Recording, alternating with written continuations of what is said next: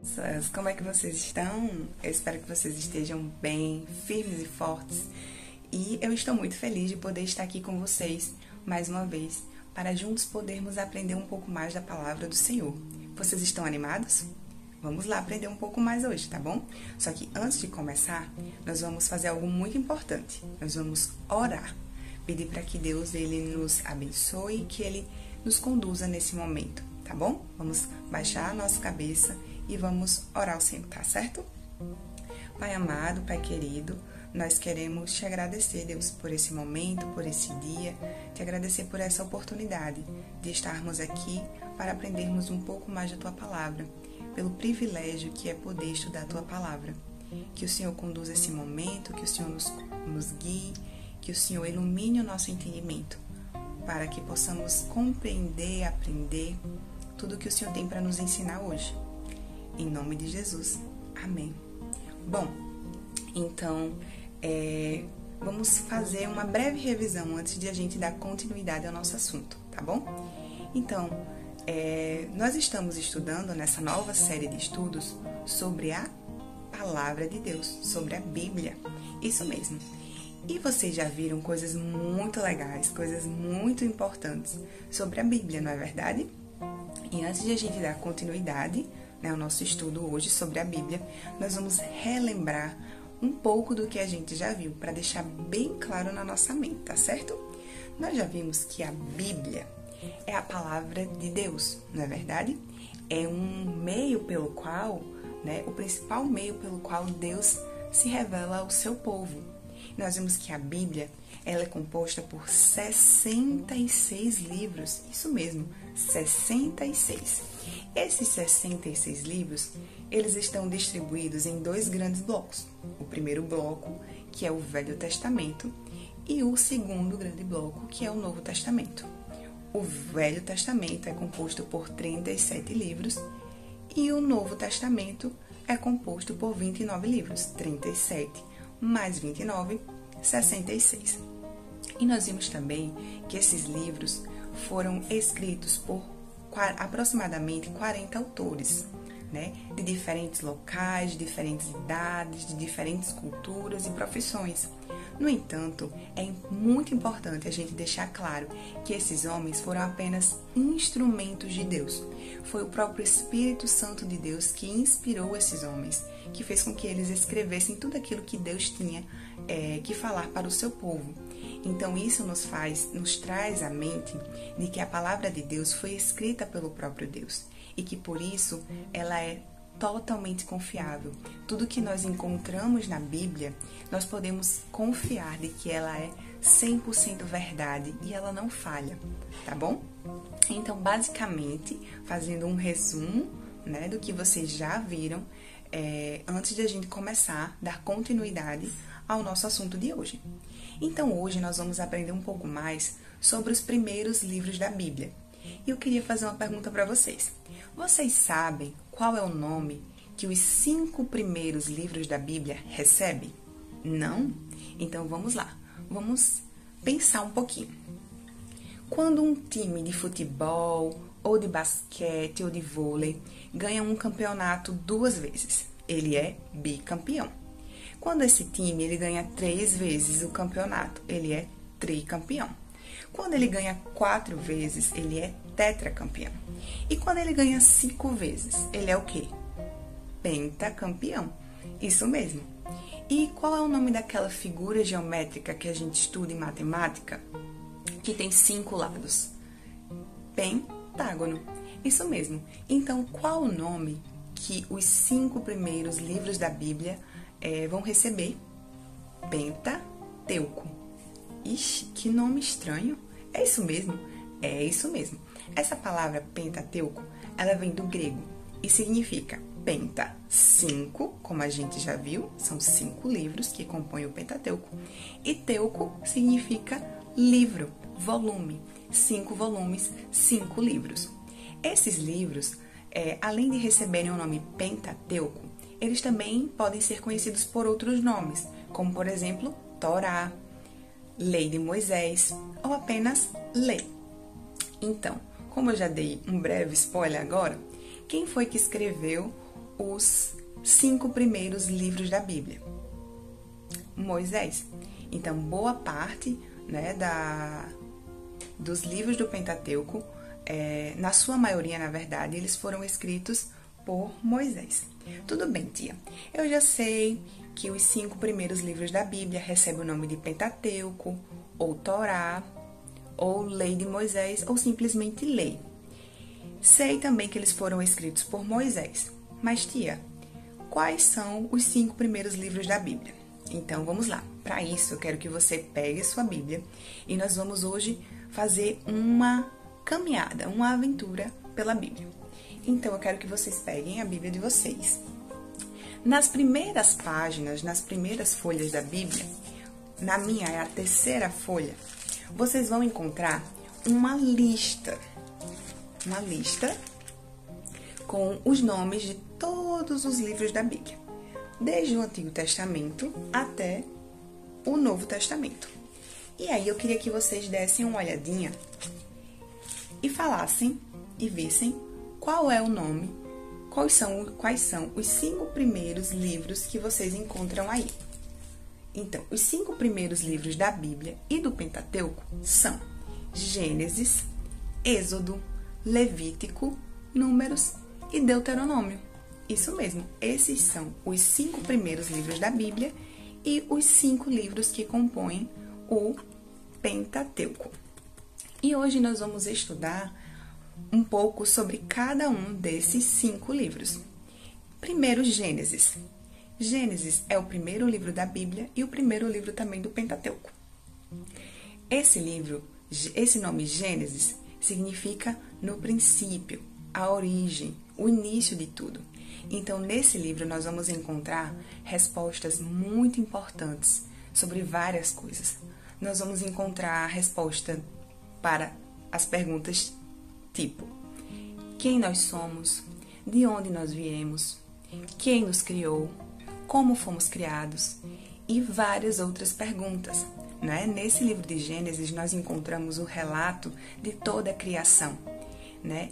De que Deus criou todas as coisas do nada, de que Deus é o criador da natureza, dos animais, dos seres humanos e mais, de que Deus criou o homem à sua imagem e semelhança. Deus criou o homem para ter um relacionamento com o Senhor. No entanto, no livro de Gênesis, nós também encontramos o relato da queda.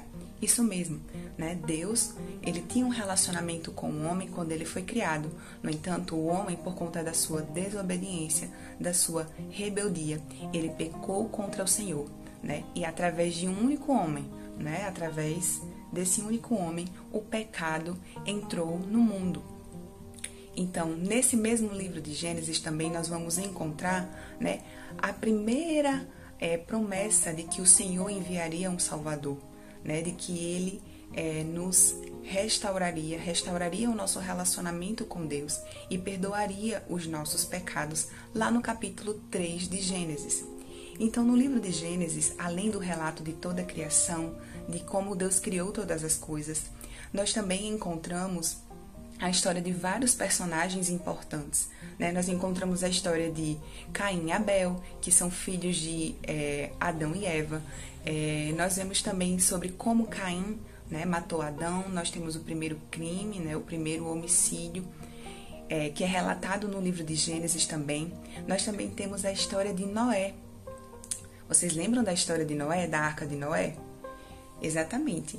Deus criou o ser humano e por conta da sua iniquidade que se multiplicava conforme a humanidade crescia, Deus decidiu exterminar, né, a humanidade. No entanto, ele fez uma aliança com Noé, né, livrando Noé do dilúvio, Noé e toda a sua família do dilúvio.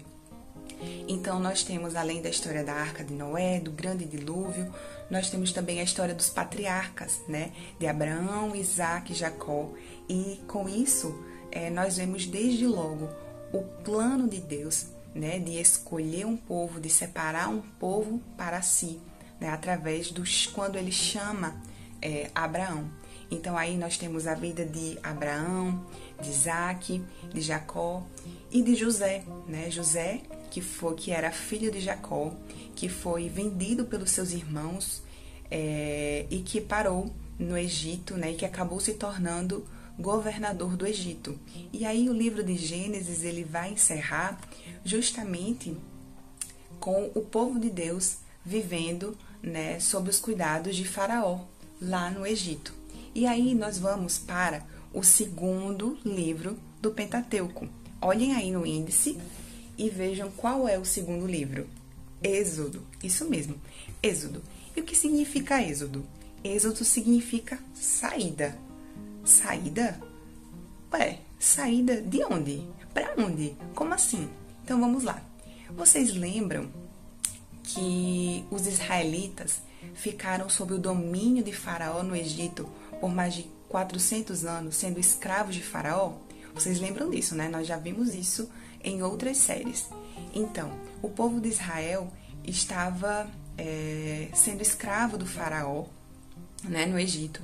E aí, Deus levanta Moisés, Deus chama Moisés para tirar o povo de Israel, os hebreus, da escravidão e do domínio do Faraó. Então, o livro de Êxodo, ele vai contar de todo o sofrimento, né, de toda a opressão que o povo de Israel sofreu nos domínios do Egito, do Faraó. E ele fala também, no livro de Êxodo, sobre as 10 pragas. As 10 pragas que o Senhor utilizou, né, para mostrar tanto para os egípcios quanto para o povo de Deus que só existia um único e verdadeiro Deus, que era o Deus de Israel, o Deus Todo-Poderoso, e queria livrar o seu povo da escravidão e do domínio dos egípcios. Então, nesse livro de Êxodo, nós também encontramos as 10 pragas, sobre como Deus abriu o Mar Vermelho para que o povo de Israel fugisse, né? Passasse fugindo dos egípcios.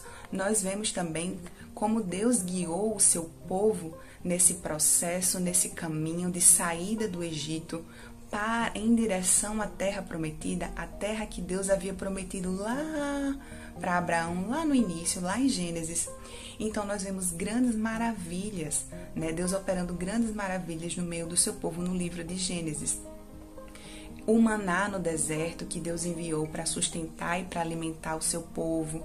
E também nós encontramos no livro de Êxodo Deus entregando os 10 mandamentos para Moisés lá no Monte Sinai. Nossa, você vê quantas coisas legais, quantas coisas interessantes nós podemos encontrar no livro de Êxodo. Mas não para por aí. Nós vamos agora para o terceiro livro do Pentateuco, que é o livro de Levítico, né? É o terceiro livro da Bíblia e o terceiro livro do Pentateuco. Nesse livro, que também é muito importante para nós, nesse livro nós vamos aprender, Deus vai ensinar o seu povo como deveria ser o relacionamento do seu povo para com Deus e o relacionamento do seu povo entre si. E uma coisa muito importante, Deus ensina como o povo deveria adorá-lo. Exatamente, Deus dá os mínimos detalhes para o seu povo de como eles deveriam adorá-lo. E aí Deus fala como deveria ser o ritual das ofertas, dos sacrifícios de animais. Então, desde logo, a gente já vê que o pecado, né, que entrou no mundo através de Adão, ele só poderia ser perdoado através do derramamento de sangue. Por isso que Deus, no livro de Levítico, ele vai explicar como é que deveriam ser feitos os sacrifícios. E aí já apontando, na verdade, para o nosso Salvador, para o nosso Messias que viria, né, que viria até a terra, morreria na cruz, derramaria o seu sangue puro, sem pecado, né, para perdoar os nossos pecados.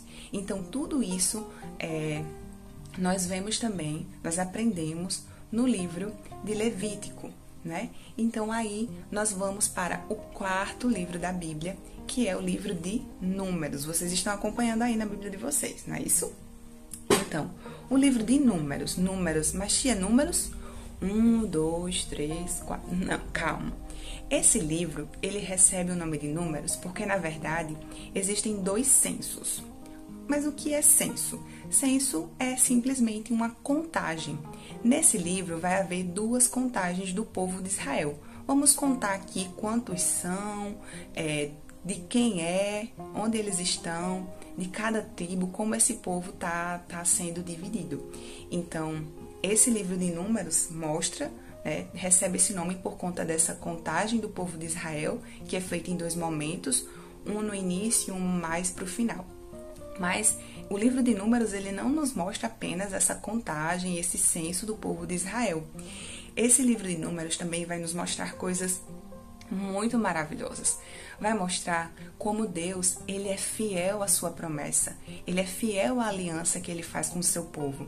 E mesmo diante de toda a desobediência do povo de Israel, de toda a rebeldia do povo, de toda a desobediência do povo, Deus permanece fiel à sua promessa, protegendo o seu povo, guiando o seu povo, livrando o seu povo. Então, nós vemos como, mesmo diante das nossas falhas, dos nossos pecados, Deus, ele é fiel, apesar de ser um Deus também justo, né? Que nos repreende e que nos castiga quando devemos ser castigados. Então, aí no livro de Números também vai aparecer a história de um jovem chamado Josué, um jovem também que foi muito importante para o povo de Deus e para a conquista da terra prometida.